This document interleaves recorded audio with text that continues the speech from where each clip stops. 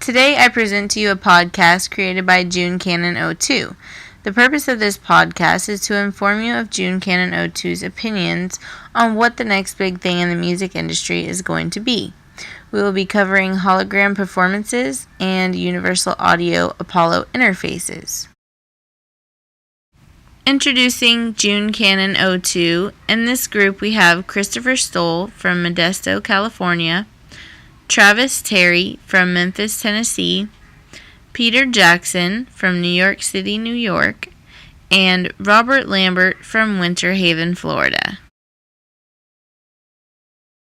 Here we have a piece presented by Christopher Stoll giving information on hologram performances and how they have been used in the past. First time I ever saw hologram technology used in a musical performance was when Celine Dion took the stage with the late great Elvis Presley to perform the song If I Could Dream on the Idol Gives Back program on April 27th, 2007, over 30 years after the King's death.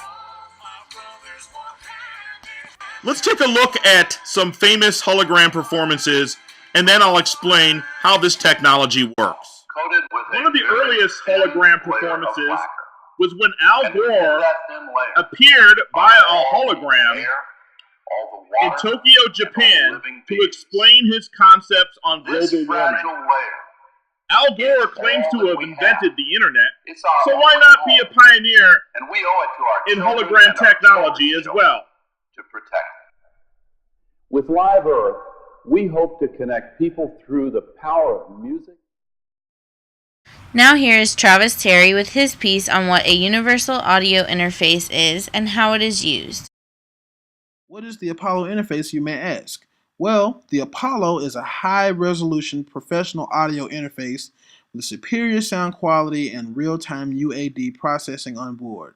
It features built-in UAD2 DSP acceleration, which allows Apollo to track, mix, and master with a full library of award-winning UAD2 powered plugins with nearly instant sub-2 ms latency. Apollo has 8 total analog inputs, 4 digitally controlled analog mic preamps, 8 balanced line inputs, and 2 front panel JFET DIs.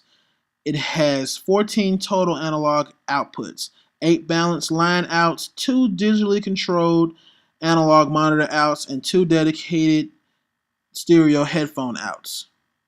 Apollo was designed to give users the feel and flow of analog recording while maintaining the benefits of mixing and mastering in a digital audio workstation. Its included software turns Apollo into a fully functioning mixing console and allows users to control its hardware settings remotely, solving long-standing studio workflow and monitoring annoyances. This is the wave of the future. I'm Travis Terry, signing out.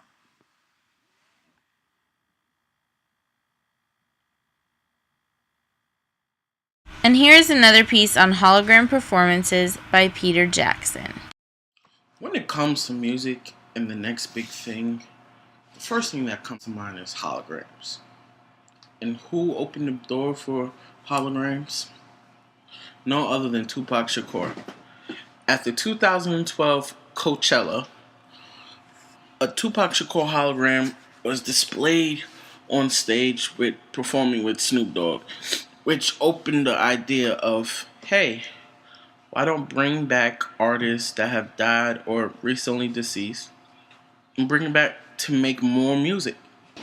Now, Jimi Hendrix is an amazing artist, one of the best rockers that I know, and possibly one of music's greatest icons. But it also proves to the fact that if you bring Jimi Hendrix back, you're playing some type of favoritism.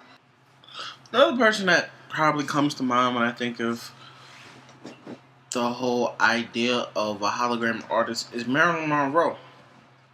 She was one of the most influential female singers, and the fact that she's an old-time singer per se is that she can give a good impact. Let's not forget about the king of rock, Elvis Presley. It has been proven right now that the same company that has made the Tupac hologram for Coachella is making an Elvis Presley hologram to go into production. One of the most negative effects that I have seen that probably comes to mind when thinking about hologram performances is the fact that current today artists can rob fans of the privilege of seeing their favorite artist perform and everything just because the artist wants to be in their studio or something and do a hologram performance of them performing their greatest songs and such. Like, the fans aren't entitled to seeing their artist. They have to pay attention to your hologram. We hope that you enjoyed the show, and thank you for watching our podcast on the next big thing.